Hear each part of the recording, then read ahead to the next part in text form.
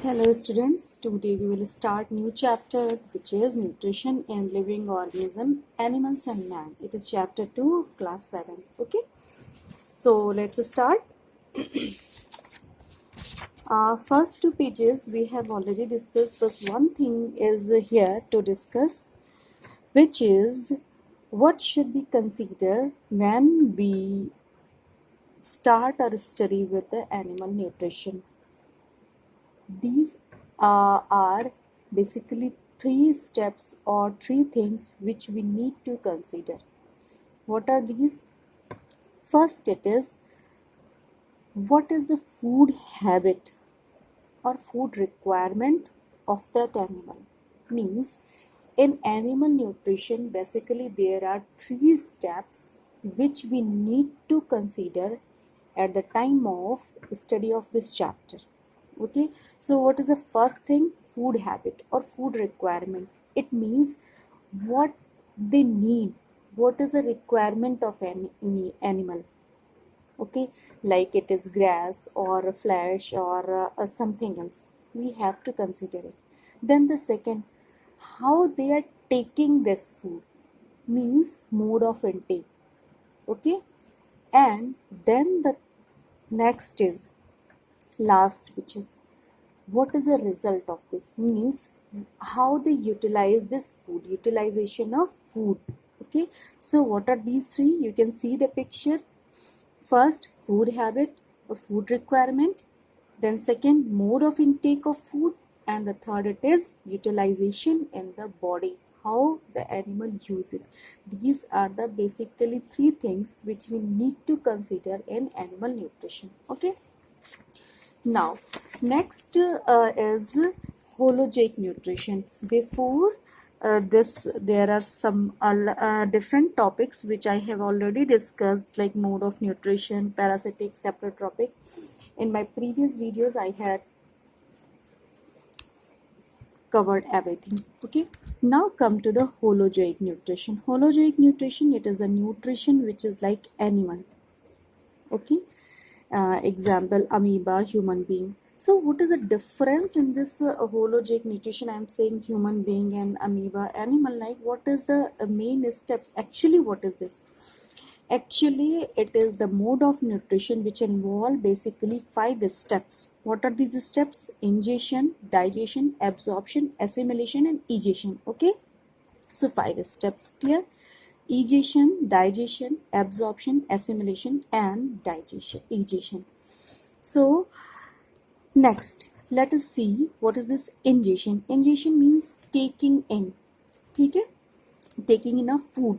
So process of eating. Clear? Process of eating is known as ingestion, in which we involve the chewing, swallowing, everything. Then the digestion is very important step. What is this? It is the process of breakdown of complex molecule into the simple soluble one. Clear?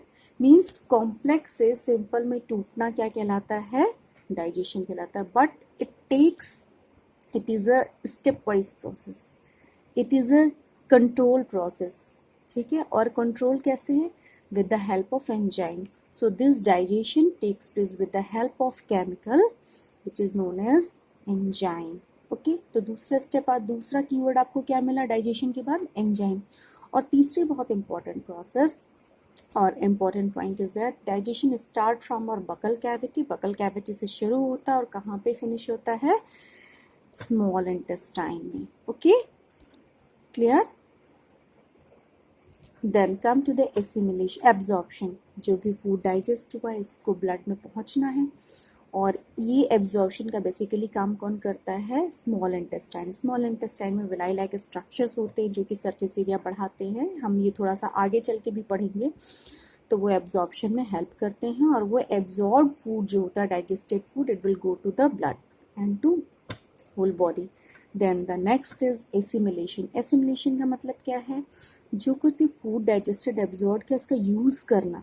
Use करना in the sense कि इसका biological function में, ठीक है, growth में, development में, और body parts को बनाने में, इन सब में जो यूज़ होता है, that is known as assimilation. Then the next is egestion का मीन्स जो भी हमने खाया है इसमें बहुत से फूड प्रोडक्ट्स होते हैं जो कि अनडाइजेशन या नॉट डाइजेस्टेड, तो ये जो अनडाइजेस्टेड फूड मटेरियल होते हैं it needs to be expel out. तो जो एलिमिनेशन प्रोसेस है, elimination of undigested food is known as egestion. Okay, now you can see, let's start the alimentary canal. Alimentary canal बगल cavity से लेकर anus तक होती है, ठीक। ये लॉन्ग कैनाल होती है। Now you can see the picture, it start from buccal cavity. तो देखिए स्टेप वाइज हम देखते हैं, buccal cavity, then food pipe को मोइसोफेगस भी कहते हैं। ये जो फूड पाइप होती है it is joined with the, एक कॉमन पैसेज होता है ऊपर की तरफ इसका और विंड पाइप का, and they are separated with the flap like structure which is known as epiglottis, ठीक है। एपिग्लॉटिस से ये यू कैन सी अलग होते हैं, और ये एपिग्लॉटिस जब हम खाना खाते हैं तो ये विंड पाइप को कवर करता है, जब हम सांस लेते हैं तो ये फूड पाइप को कवर कर देता है, ठीक। देन स्टमक, ये अप्रोक्सी शेप इसका स्ट्रक्चर होता है। देन स्मॉल इंटेस्टाइन को स्मॉल इंटेस्टाइन कहते हैं, बट ये सबसे लंबी होती है, ठीक है। अब स्मॉल इंटेस्टाइन को स्मॉल इंटेस्टाइन फिर कहते क्यों, क्योंकि ये बहुत कम जगह ऑक्यूपाई करती है। Although it is the largest in size but it occupy a very small space, so we call it small intestine.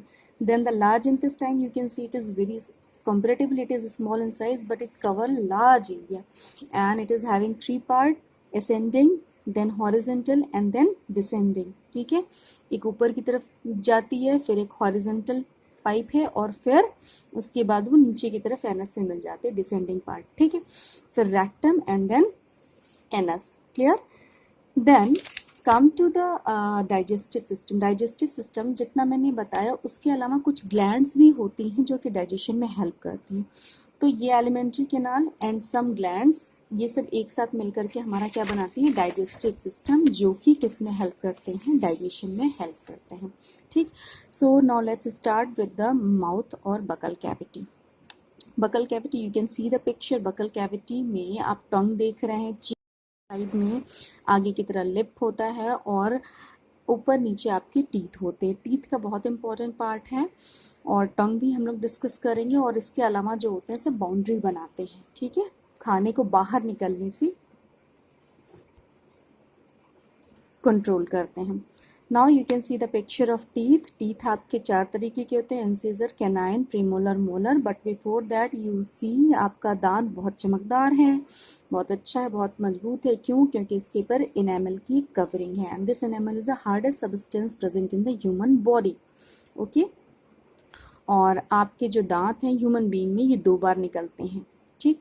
इसीलिए हम इसे क्या बोलते हैं, डाइफियोडोंट, क्लियर। पहली चीज़, पहले वाले दांत को जो हमें पहली बार निकलता है उसे मिल्क टीथ या बेबी टीथ कहते हैं, और उसके बाद जो निकलता है उसे हम क्या बोलते हैं, परमानेंट टीथ कहते हैं। जो मिल्क टीथ होता है उसका नंबर कम होता है, वो अप्रॉक्स 20 होता है, अप्रॉक्स क्या 20 होता है। और जो परमानेंट टीथ होते हैं वो कितने होते हैं, 32 होते हैं, क्लियर। और ये जो दांत होते हैं हमारे, ये शॉकेट्स में होते हैं, अंदर गड्ढे में होते हैं, इसलिए हम इन्हें क्या बोलते हैं, thecodont, THECO, okay. Theco means socket, तो थीकोडोंट होते हैं। Now you can see the types. Incisor का काम क्या होता है, कट करना। कैनाइन आपने देखा होगा, जो कॉर्निवोर्स होते हैं उनमें काफ़ी बड़ा होता है। कैनाइन्स का काम क्या होता है, टेयरिंग, फाड़ना किसी चीज़ को, ठीक है, तो इसको कैनाइन बोलते हैं। Then premolar and molar, इनका काम होता है ग्राइंडिंग करना, okay. Now come to the tongue. Tongue बहुत बिजी ऑर्गन है, इसका बहुत काम है। ये टॉकिंग, लॉफिंग, स्वेलोइंग, इवन आपकी वोकल कैविटी को क्लीन रखना, everything it needs to perform. और इसमें टेस्ट बर्ड्स होते हैं। टेस्ट बर्ड्स टेम्परेचर को लेके बहुत सेंसिटिव होते हैं, और क्योंकि जैसे ही हमें कभी फीवर आता है या समथिंग लाइक दिस, तो या टेम्परेचर बढ़ता है, तो ये टेस्ट बर्ड तुरंत सप्रेस हो जाते हैं, डैमेज हो जाते हैं, और हमें टेस्ट नहीं मिलता। You can see the picture, bitter side बिल्कुल पीछे की तरफ है, सोर साइड आपके दोनों साइड में है, लेफ्ट एंड राइट साइड में है, पीछे की तरफ ही। And salty you can see anterior, left right side, and the sweet taste you can see at the tip, okay. Then ये जो बकल कैविटी होती है इसमें सलेवरी ग्लैंड्स जो होती हैं वो सलाइवरी एमाइलेज या टाइलिन जिसको कहते हैं वो रिलीज करती हैं, जो कि आपके कार्बोहाइड्रेट के डाइजेशन में हेल्प करती है। पहली चीज़ बहुत इंपॉर्टेंट, ठीक है, स्टार्ट डाइजेशन में हेल्प करती है। एंड इसमें कुछ एंटीसेप्टिक एंटीबैक्टीरियल एजेंट्स होते हैं जो कि फूड जब हम खाते हैं तो उस पर एंटीबैक्टीरियल एक्शन शो करते हैं, ठीक। तो ये कहीं न कहीं आपकी सेफ्टी के लिए भी बहुत ज़रूरी होता है। तो अभी तक हम लोगों ने केवल टंग तक स्टडी की है, उसके बाद की स्टडी हम next part of this chapter. Okay, so thank you students, please have a thorough reading of this topic so that you will get everything. Thank you बच्चों।